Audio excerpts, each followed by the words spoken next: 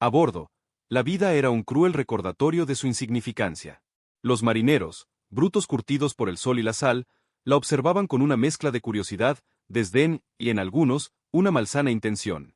El aire apestaba a ron, sudor y pescado podrido. Sus primeros días fueron una sucesión de tareas humillantes y castigos por la más mínima falta. La obligaban a fregar cubiertas, limpiar sentinas y servir a los rudos tripulantes. Su cuerpo, aún frágil, se resentía, pero su espíritu, lejos de doblegarse, se endurecía con cada golpe, con cada insulto. Aprendió a pasar desapercibida, a moverse como una sombra, observando sin ser vista, escuchando sin ser oída. Sin embargo, no todo era desolación. Hubo un viejo contramaestre tuerto, un hombre de pocas palabras y cicatrices profundas, que parecía ver más allá de su condición de esclava. Él, ocasionalmente, le regalaba una mirada de compasión o una instrucción que iba más allá de la mera orden, casi como si viera en ella un potencial oculto, una chispa que la distinguía del resto. ¿Sería este viejo lobo de mar su inesperado mentor, o solo una parte más de la cruel farsa que se estaba tejiendo a su alrededor?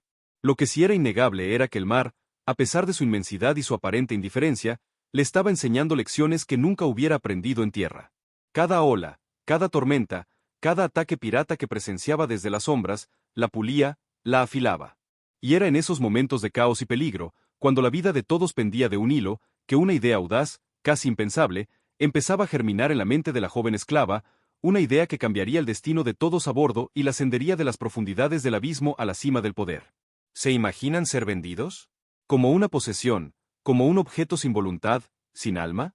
Ahora, imaginen que esa transacción no ocurre en un sombrío mercado de esclavos, sino a plena luz del día, en el bullicioso y traicionero puerto de Cartagena, por el precio irrisorio de 2 míseras monedas.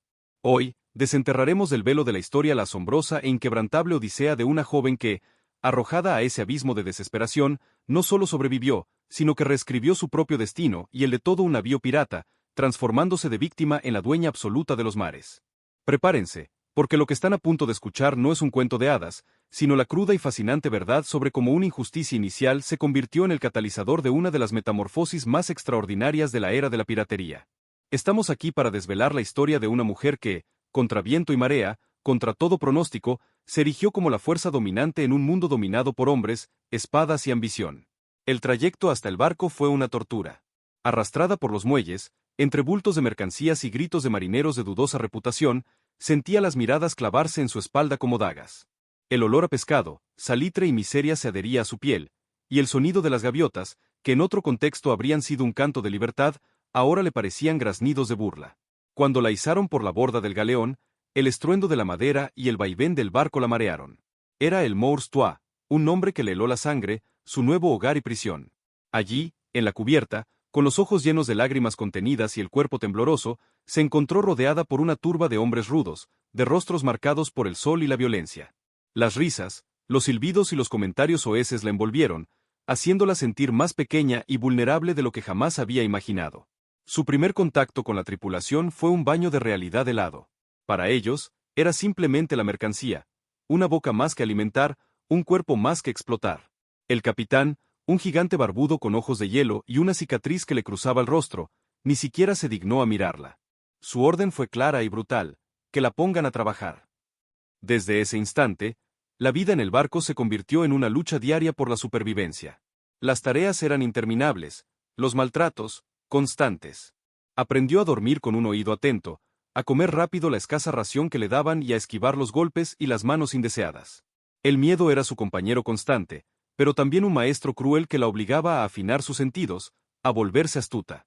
Observaba cada movimiento de los hombres, cada palabra del capitán, cada señal del viento y del mar. Entendía que, en ese universo flotante, el conocimiento era poder, y la debilidad, una condena.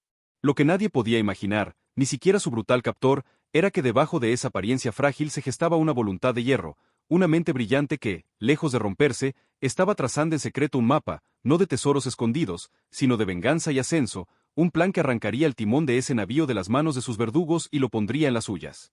A bordo, la vida era un cruel recordatorio de su insignificancia. Los marineros, brutos curtidos por el sol y la sal, la observaban con una mezcla de curiosidad, desdén y, en algunos, una malsana intención. El aire apestaba a ron, sudor y pescado podrido. Sus primeros días fueron una sucesión de tareas humillantes y castigos por la más mínima falta. La obligaban a fregar cubiertas, limpiar sentinas y servir a los rudos tripulantes. Su cuerpo, aún frágil, se resentía, pero su espíritu, lejos de doblegarse, se endurecía con cada golpe, con cada insulto.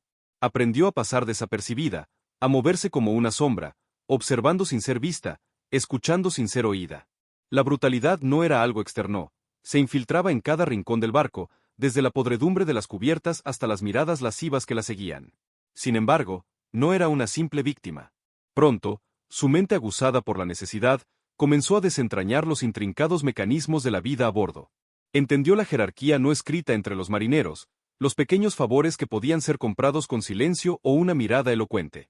Observó cómo el viejo contramaestre tuerto, un hombre llamado Silas, mantenía un orden peculiar en medio del caos, con raras palabras de sabiduría que casi siempre contenían una advertencia velada.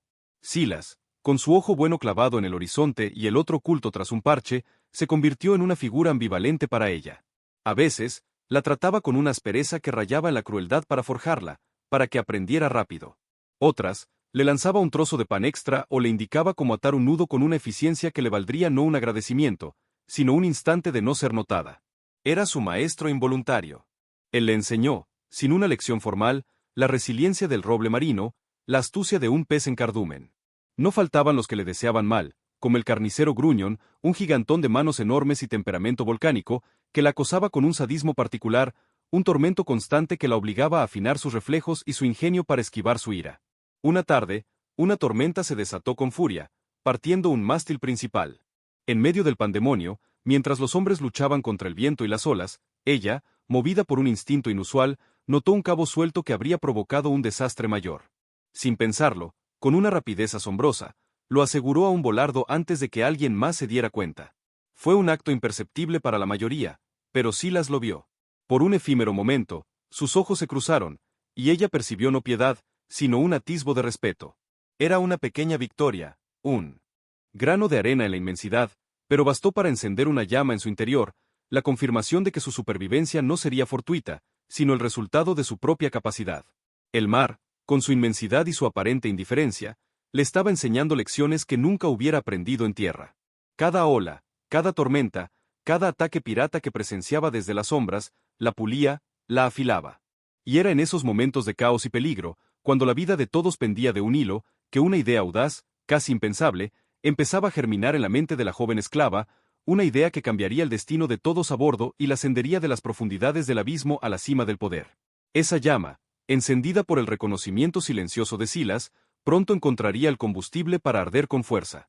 Un día, en medio de la monotonía brutal de la rutina, el Mourstois avistó un galeón mercante, cargado de especias y tesoros. La noticia corrió como pólvora por la cubierta, transformando la languidez en una fiebre de anticipación. El capitán, con el brillo de la codicia en sus ojos, dio la orden de abordaje. La batalla que siguió fue un infierno de pólvora, gritos y acero, un caos sangriento donde la astucia y la brutalidad se daban la mano. La joven, escondida en el camarote de provisiones, sentía el temblor de la nave, el estrépito de los cañones y el eco de los lamentos. Pero esta vez, algo era diferente. No era solo miedo lo que sentía, sino una extraña mezcla de adrenalina y una necesidad imperiosa de actuar. De repente, escuchó el graznido desesperado de uno de los oficiales. El cañón de babor se había atascado. Los hombres, presas del pánico y la confusión, no lograban desatascarlo, perdiendo segundos vitales en el intercambio de fuego. Impulsada por una extraña intuición, y recordando las ocasiones en las que había observado las reparaciones de los artilleros, salió de su escondite. Sin decir una palabra, se deslizó entre los cuerpos que luchaban, llegó al cañón y con una agilidad sorprendente, identificó la pieza atascada. Utilizando una barra de hierro que encontró, aplicó palanca en el punto exacto, liberando el mecanismo con un clic audible. Un artillero, asombrado, logró disparar, impactando de lleno en el palo mayor del galeón enemigo. El grito de júbilo de la tripulación ahogó el fragor de la batalla por un instante. Fue un acto impulsivo, casi instintivo, pero su impacto fue innegable. La victoria, que parecía escurrirse de sus manos, de repente se volvió una posibilidad. No fue solo el cañón lo que cambió. Durante el saqueo que siguió, un fuego incontrolable se desató en la bodega del Mourstois por una lámpara derribada. El humo espeso llenaba rápidamente el barco y el pánico se apoderaba de la tripulación, que corría sin rumbo fijo presa del temor a una explosión. Recordando las rutas de ventilación y los depósitos de agua que había memorizado durante sus interminables horas de limpieza, la joven corrió hacia la cubierta inferior y gritando por primera vez a los marineros aturdidos, les indicó la forma más efectiva de contener el fuego, dirigiéndolos hacia los barriles de agua que creían vacíos. Sus órdenes, inesperadas y dadas con una calma sorprendente, fueron obedecidas por la inercia del caos. Extinguieron el fuego a tiempo, evitando lo que habría sido un desastre fatal. Silas la observaba, su rostro una máscara de asombro y quizás, por primera vez, franco respeto. Otros marineros, aquellos que la habían despreciado y visto como un estorbo, ahora la miraban con nuevos ojos. Había demostrado una inteligencia y una capacidad de reacción que superaban con creces las de muchos hombres a bordo. Su influencia, antes inexistente, comenzó a crecer. Pequeños murmullos de asombro y respeto se escuchaban ahora cuando pasaba. Ya no era la mercancía, empezaba a ser algo más, alguien que había contribuido a la supervivencia de todos. Aunque todavía no tenía voz ni voto en las decisiones, sus actos habían hablado por ella, trazando silenciosamente el camino hacia su futura ascensión. Estos dos actos, el del cañón y el del fuego, aunque aparentemente insignificantes en la brutal jerarquía del barco pirata, fueron las semillas de su imparable ascenso. Ya no era la sombra silenciosa, la esclava invisible. Su astucia, su frialdad bajo presión y su inesperado conocimiento del funcionamiento interno del barco no podían ser ignorados. El respeto, que antes se manifestaba en la mirada callada de Silas, ahora empezaba a extenderse como un reguero de pólvora entre la tripulación, especialmente entre aquellos que habían sido testigos de su audacia. El capitán, en su brutal pragmatismo, comenzó a ver en ella no una carga, sino un recurso valioso, una pieza de ajedrez inesperada. En lugar de órdenes degradantes, empezó a recibir tareas que exigían su intelecto, como organizar los almacenes o predecir patrones climáticos basándose en sus agudas observaciones del cielo y el mar. Algunos marineros comenzaron a pedir su consejo en pequeñas cosas, notando cómo sus sugerencias, a menudo sutiles, terminaban por ser las más acertadas. De la chica o la mercancía, su nombre, o el apodo que le dieran, empezó a sonar entre los hombres con un nuevo matiz de precaución, y a veces, de admiración. Pasó de ser una presencia tolerada a una figura de referencia para ciertas cuestiones. Se estaba labrando un espacio, no con la fuerza bruta, sino con la agudeza de su mente y la inquebrantable voluntad que la había mantenido viva. Su transformación era lenta pero inexorable, y cada pequeño logro sumaba a una reputación creciente que desafiaba todas las expectativas para una mujer en ese mundo despiadado. Pero, ¿cómo una esclava sin voz ni voto logró despojar a sus captores de su poder y tomar las riendas de un navío pirata? Antes de desvelar el siguiente giro de esta increíble historia, les invito a ser parte de esta comunidad. Si encuentran fascinante este viaje a través de las vidas extraordinarias que forjaron la historia, no duden en suscribirse y activar las notificaciones. Así no se perderán ni un solo detalle de las futuras epopeyas que desenterraremos juntos. Su apoyo nos permite seguir navegando por estas aguas inexploradas del saber. El camino hacia la capitanía del Mours Trois no fue una toma de poder violenta y repentina, sino una lenta y magistral obra de ingeniería social, forjada con inteligencia, paciencia y una audacia sutil que desarmó a sus oponentes antes de que estos supieran que estaban en una contienda. Su primer movimiento fue consolidar su influencia entre los marineros. Aprovechando su nueva posición como consejera informal en asuntos de logística y estrategia, empezó a tejer una red de lealtades. No lo hizo con promesas vacías ni con carisma forzado, sino con hechos. Cuando un cargamento de ron escaseaba, ella sugería la ruta más segura para reabastecerse. Cuando la enfermedad se extendía, recordaba remedios caseros observados en puerto o incluso preparaba brebajes rudimentarios. Sus consejos siempre resultaban acertados, y cada acierto erosionaba un poco más la autoridad del capitán y la de sus oficiales, quienes cada vez se mostraban más ineptos frente a la perspicacia de la joven. El capitán, cegado por su propia arrogancia y el ron, apenas notó el cambio de mareas. Veía sus sugerencias como ideas útiles, no como desafíos a su mando. Sin embargo, no todos eran tan ciegos. El carnicero Gruñón, y algunos de los tenientes más leales al capitán, sentían la creciente ola de respeto y dependencia que la tripulación mostraba hacia ella. Sus miradas se volvieron más hostiles, sus comentarios, más cargados de resentimiento. Pero la joven, con su mente ágil, ya había anticipado esa resistencia. Sembró la discordia sutilmente, exponiendo las injusticias de los oficiales, exagerando sus errores en público, y siempre, ofreciendo una solución mejor. El momento culminante llegó durante una travesía particularmente difícil, donde una serie de malas decisiones del capitán los llevó a una emboscada con un buque de guerra de la Armada Real. El pánico cundió. El capitán, ebrio y aterrado, dio órdenes confusas y contradictorias. El Mours Trois se preparaba para ser hundido. Fue entonces cuando la joven, con una voz que, aunque no era fuerte, resonó con una autoridad innegable en medio del caos, desafió abiertamente las órdenes del capitán. Su plan era audaz, una maniobra arriesgada que implicaba usar los bancos de arena cercanos como protección, y sorprendentemente, una finta de rendición para acercarse al buque enemigo bajo una bandera falsa. Las miradas de la tripulación se dividieron entre el capitán balbuceante y ella, erguida y serena. Silas, y con él una parte significativa de la tripulación que había sido testigo de su genio, dio un paso adelante, y por primera vez, pronunció una frase clara: ella tiene razón. Sigamos su plan. Ese fue el punto de inflexión. La tripulación, desesperada por sobrevivir, obedeció a la joven. La maniobra funcionó a la perfección. No solo lograron escapar del buque de guerra, sino que, en una audacia final ideada por ella, lograron abordarlo sorpresivamente por la retaguardia, apoderándose de su cargamento y hundiendo la embarcación real. Al regresar al Mours Trois, el capitán fue encontrado atado por la propia tripulación, que lo había silenciado y confinado durante la batalla. La joven subió al alcázar, su figura enmarcada por el cielo tormentoso. Con el sol poniéndose y las velas rojas del Mours Trois desplegadas al viento, una de las velas capturadas del buque real miró a cada tripulante a los ojos.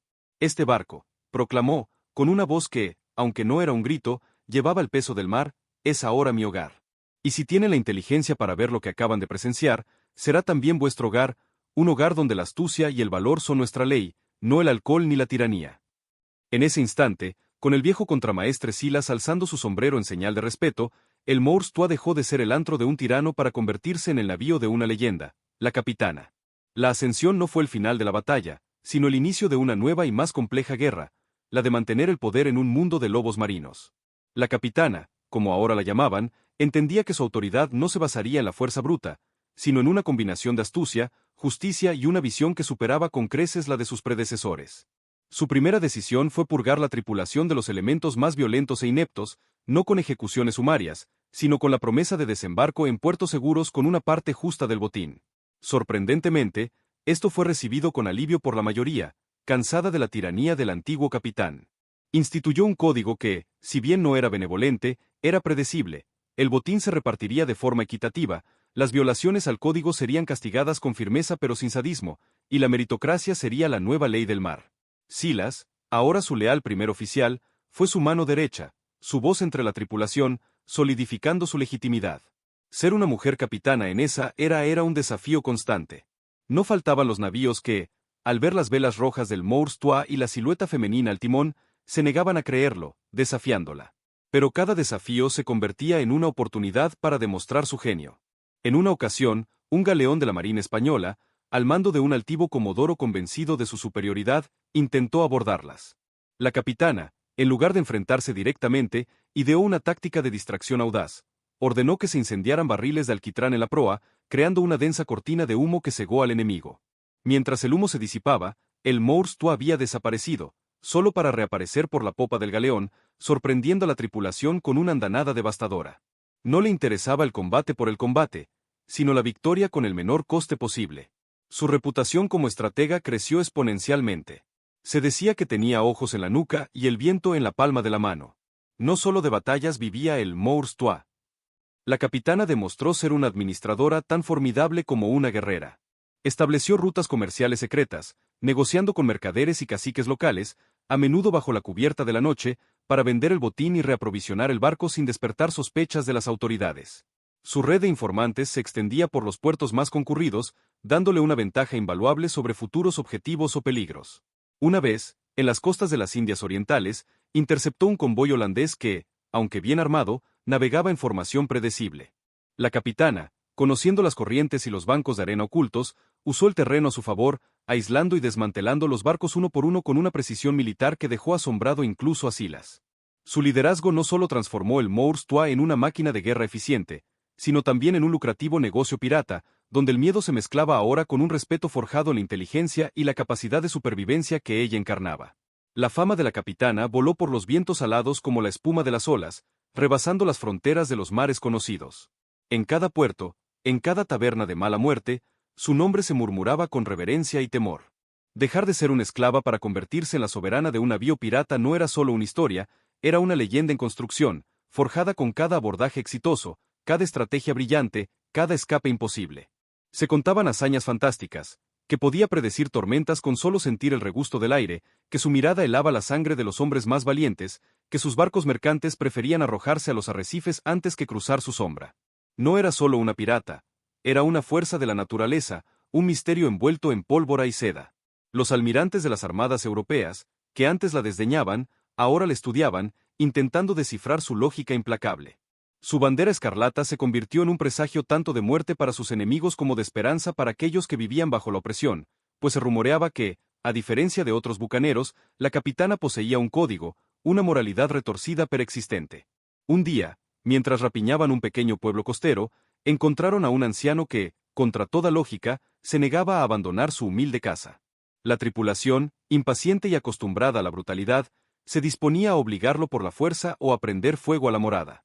Fue entonces cuando la capitana intervino. Con un gesto de su mano, detuvo a los hombres. Se acercó al anciano y, en lugar de amenazas, entabló una conversación. Descubrió que el viejo no podía caminar y que su único tesoro era un pequeño relicario que guardaba las cenizas de su esposa. En un acto que dejó a la tripulación perpleja, la capitana no solo le permitió quedarse, sino que ordenó que le dejaran provisiones y una pequeña bolsa de monedas de oro, suficiente para sus últimos días. No somos ladrones de almas, sino de tesoros, musitó a un sorprendido Silas.